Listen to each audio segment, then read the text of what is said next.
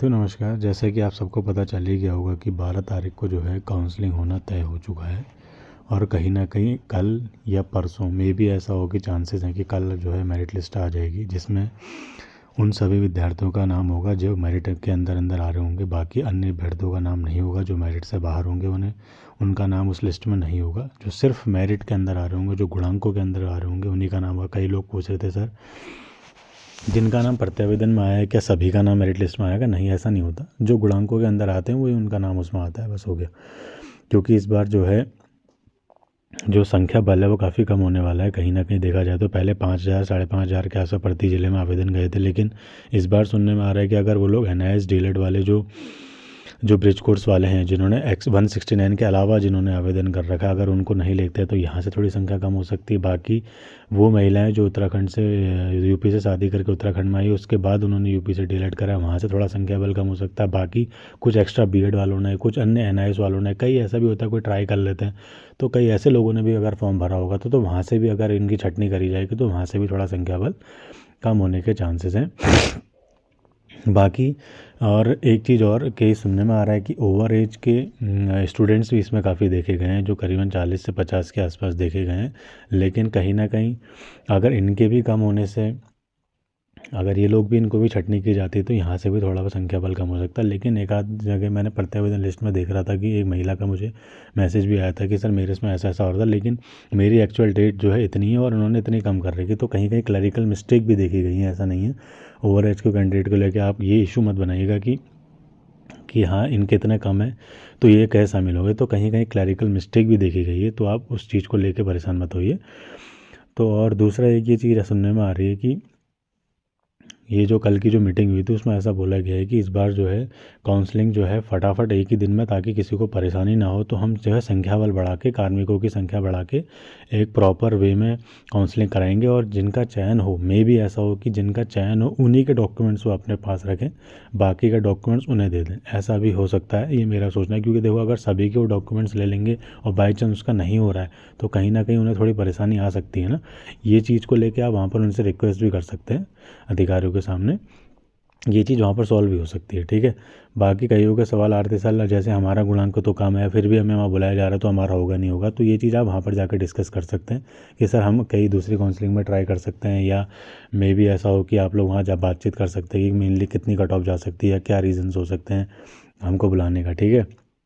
बाकी मैं एक चीज़ और बता दूं, जो लोग ये पूछ रहे थे कि सर जो NIS डीलेट के डॉक्यूमेंट से रिलेटेड पूछ रहे थे, मैंने डॉक्यूमेंट से रिलेटेड वीडियो बना दी, आप उसमें जाके देख सकते हैं। वो उन पे डिपेंड करता है, क्योंकि देखो पिछली बार भी आपने देखा होगा कि छठी काउंसलिंग जब हुई थी तो उसमें लोगों को बुलाया गया था और उनसे कई दस्तावेज मांगे गए थे, तो लोगों को बहुत परेशानी हुई थी। क्योंकि कई चीज़ें ऐसे होते हैं ना, विद्यालय निजी विद्यालय जो होता है अपनी देने से चीज़ों को मना कर देता है कभी कभी, तो उससे बच्चों को बहुत परेशानी होती है। लेकिन इस बार नियमावली में देख रहा था चमोली की, अगर आप उसमें देखेंगे विज्ञप्ति में, उसमें लिखा भी हुआ है कि आपको डॉक्यूमेंट्स लेके जाने हैं, अटेंडेंस हो गया, सैलरी स्लिप हो गया, सब लेके जाने पड़ेंगे आपको।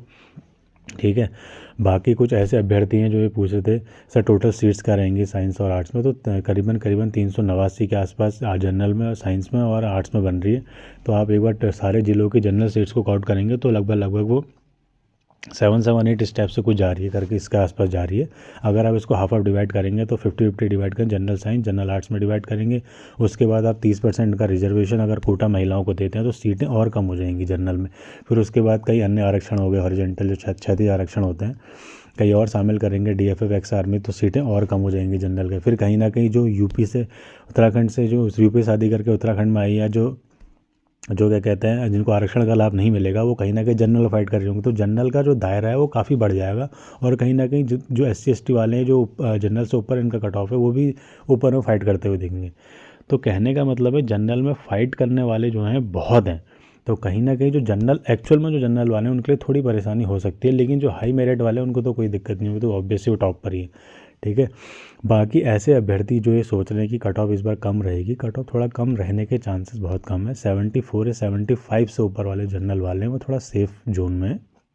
बाकी अब धीरे धीरे जो है काउंसलिंग की लिस्ट 12 जनवरी, काउंसलिंग जो है 12 जनवरी को निश्चित हो चुकी है, तय हो चुकी है। तो धीरे धीरे सब कुछ क्लियर हो जाएगा। जब आप लोग मेरिट में अटेंड करेंगे, वहाँ जाके कागज़ वागज़ सबमिट करेंगे, तो आपको थोड़ा बहुत क्लियरेंस आ जाएगी कि मुझे कैसे आगे बढ़ना है या मुझे कैसे अपनी सीटों को देखना है, तो उससे थोड़ा आपको क्लैरिफिकेशन मिल जाएगी। और धीरे धीरे जैसे जैसे जैसे मेरिट लिस्ट आपके नज़दीक आते जाएगी, जैसे जैसे मान के चलो कल या परसों में आ जाएगी, तो आपको इस चीज़ को लेकर परेशान नहीं होना है कि मेरा नाम नहीं आया या क्या हुआ। बाकी अगर उसमें एक प्रॉपर वे में अगर लिखा जाता है कि हम इतने से इतने गुणांक वालों को बुला रहे हैं, तो आप भी उसमें शामिल हो जाएगा अगर आपका नाम उसमें आता है या आप उस गुणांकों के अंदर आते हैं। बाकी इस चीज़ को लेकर परेशान नहीं होना कि सर हम किस ज़िले में जाएँ या कहाँ जाएँ। बाकी वो आपको धीरे धीरे आपको आइडिया ही जाएगा, क्योंकि ऐसा होता है ना, अभी आप लोग नए हो तो आपको इसका आइडिया नहीं है। धीरे धीरे जब आप इस चीज़ को लेकर फिर यूज़ टू हो जाओगे, मतलब जैसे पहली काउंसलिंग दूसरी काउंसलिंग, तो आपको थोड़ा आइडिया मिल जाएगा कि मुझे किस काउंसलिंग में पार्ट लेना है। पहली काउंसलिंग से आपको अंदाज़ा मिल जाएगा, जैसे जिसका पहली काउंसलिंग नाम नहीं आता, सेकंड काउंसलिंग से आपको आइडिया मिल जाएगा कि आपको किस ज़िले में जाना है, क्योंकि आपका कट ऑफ गुणांक जिस कट ऑफ के जितने ज़्यादा नज़दीक होगा, आपको उस ज़िले में जाना ज़्यादा आपके लिए बेहतर होगा। ठीक है। बाकी जो लोग पूछ रहे थे सर कैरेक्टर सर्टिफिकेट और उसके बारे में पूछ रहे थे, शपथ पत्र के बारे में, तो देखिए शपथ पत्र का तो ऐसा सीन है कि शपथ पत्र कभी कभी काउंसलिंग में मांग लेते हैं। अगर आप ले जाते हैं तो आपके लिए बहुत अच्छा है। अगर नहीं ले जा पा रहे तो आप कहीं ना कहीं ज्वाइनिंग के टाइम पे ब्लॉक में सबमिट कर सकते हैं। जो आपको ब्लॉक मिलेगा ना जिस स्कूल का, जब वो मेरिट लिस्ट के बाद एक और लिस्ट जारी होती है स्कूल की, तो आप उस स्कूल को, जिस स्कूल में आपको मिला और वो जिस ब्लॉक में आता है, उस ब्लॉक में जमा कर देंगे जब ज्वाइनिंग के टाइम। और कैरेक्टर सर्टिफिकेट भी आप वहाँ पर सबमिट कर सकते हैं। ठीक है। तो इस चीज़ को लेके परेशान नहीं होना है। बाकी कई लोग पूछ रहे थे कि सर हम लोग जो हैं बाहर से यहाँ होके शादी करके यहाँ आए हैं, तो हमें किस कैटेगरी में काउंट करेंगे। आप लोग सब जनरल में काउंट करेंगे। अगर आपने सुप्रीम कोर्ट का एक फैसला भी देखा होगा तो उसमें बोला गया है कि SC ST OBC EWS category के उम्मीदवारों को जनरल सीटों पर हक है। अगर वो मेरिट के आधार पर जनरल कैटेगरी कट ऑफ से ऊपर अंक प्राप्त करते हैं तो आप जो है जनरल में फ़ाइट करेंगे और जनरल ओपन कैटेगरी आपके लिए ओपन रहेगी। ठीक है। बाकी ये चीज़ें इसमें तय हो चुकी थी, क्योंकि देखिए ऐसा है ना, जब आप जनरल गुणांक से ऊपर आ रहे हैं तो कहीं ना कहीं आप ओपन में आ रहे हैं, तो आपको ओपन कैटेगरी में ही फाइट करनी पड़ेगी और आपको इसका मौका मिलेगा ओपन कैटेगरी। ऐसा अभी हाल ही में सुप्रीम कोर्ट का एक फैसला आया था, उसमें ऐसा तय हुआ था। बाकी NIS DLED के रिगार्डिंग तो कई चीज़ें आ रही थी कि सर बाकी इसके अलावा एक सवाल और आ रहा था कि सर जो सुप्रीम कोर्ट के अधीन जो हम लोग हैं उनको क्या करा जाएगा उनके लिए। बाकी उनके लिए तो यही फैसला था कि उनको जो है उनकी जो नियुक्ति है वो सुप्रीम कोर्ट के अधीन रहेगी। 169 लोगों की जो है उनको काउंसलिंग तो कराई जाएगी अगर वो मेरिट के अंदर आते हैं, तो कहीं ना कहीं जो उनकी अगर उनको काउंसलिंग कराने के बाद उनको नियुक्ति लेटर मिलता है तो वो उनकी जो नियुक्ति होगी वो सुप्रीम कोर्ट के अधीन रहेगी। बाकी इसके इतर जो अन्य अभ्यर्थी हैं जो ब्रिजेश कुशवाहा हैं उनको इसमें शामिल नहीं किया जाएगा, ऐसा सुनने में आ रहा है। बाकी जो है एक चीज़ और पूछ रहे थे कि सर जैसे हम लोगों ने NIS DLED कर रखा है 2017 से 19 के बीच में, तो हमारा टेट जो है इसी के बीच का है, तो मान्य होगा। देखो प्रशिक्षण के दौरान अगर आपने कर रखा है तो आपको इसमें आप शामिल होंगे, आपको इसमें अमान्य घोषित नहीं किया जाएगा। अगर आपको प्रशिक्षण से पहले आपने कर रखा है, B.Ed के आधार पर कर रखा है और फिर आप इसमें लगा रहे हो DLED में, वो टेट फर्स्ट इसमें लगा रहे हो, तो वो अलाउड नहीं होगा। कुछ लोग ऐसा पूछ रहे थे सर मैंने 2021 में B.Ed के बेस पे सब कर दिया था, उसके बाद 23-24 में मैंने DLED करा, तो क्या ये मान्य होगा टेट? नहीं, ये टेट इसमें मान्य नहीं होगा, क्योंकि टेट जो होता है उसी के आधार पर होता है जो आपने प्रशिक्षण लिया है। जैसे आपने B.Ed के टेट तो आप वो टेट फर्स्ट B.Ed के बेस पे माना जाएगा। जैसे मैंने DLED करा है तो DLED के बेस पे मैं टेट फर्स्ट दे सकता हूँ, B.Ed के बेस पे नहीं दे पाऊँगा, वो अमान्य घोषित हो जाएगा। तो इस प्रकार से देखेंगे तो आप संख्या काफ़ी कम होती हुई हमें दिख सकती है। बाकी गुणांक इस बार थोड़ा बहुत कम जा सकता है। और दूसरा ये मान के चलिए कि एक सवाल और आ रहा था कि सर जैसे अगर हमारी योग्यता से अधिक हम शिक्षित हैं, जैसे इसमें मांगा गया सिर्फ DLED होना चाहिए, तो कहीं ना कहीं हमने B.Ed भी कर रखा है, PhD भी कर रखी है, तो क्या हमको इस चीज़ में शामिल होने देंगे या क्या करेंगे। देखिए आपने अगर एक जस्टिस क्या कहते हैं एक जजमेंट सुना होगा, तो जिसमें जस्टिस रविंद्र मैथानी और आलोक मेहरा की जो डिवीज़न बेंच ने जो फैसला दिया था कि अगर आप न्यूनतम योग्यता से अगर आप अधिक शिक्षित हैं तो आपको इसके लिए अयोग्य नहीं ठहराया जाएगा।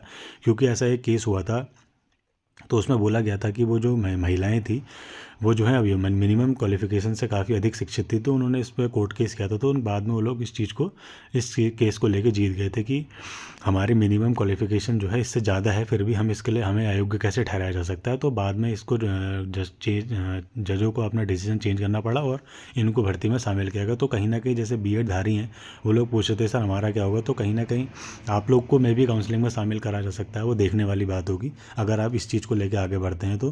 क्योंकि देखिए ऐसा है कि मिनिमम क्वालिफिकेशन जो है वो तो DLED होनी चाहिए, बाकी आप एक्स्ट्रा कुछ कर रहे हो वो तो आपके ऊपर है ना, वो तो आपका वो है कि हाँ यार मेरे पास टाइम था, मैंने सब भी ये B.Ed भी कर लिया, ये भी कर लिया, वो जो है ये जस्टिफाइड है ना, गलत थोड़ी है।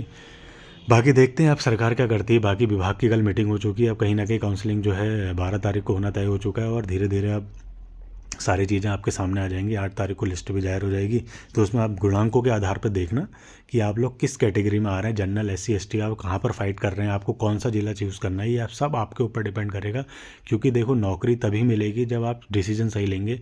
बाकी नौकरी के लिए आप बिल्कुल इस चीज़ से हिचकिचाना मत कि मुझे पौड़ी जाना पड़ रहा है, उत्तरकाशी जाना पड़ रहा है। जो मिल रहा है अभी तुरंत ले लो, बाकी देखा जाएगा नौकरी के बाद। ठीक है, बाकी आपके कोई भी सवाल होंगे, कोई भी प्रश्न होंगे, आप मेरे से पूछ सकते हैं।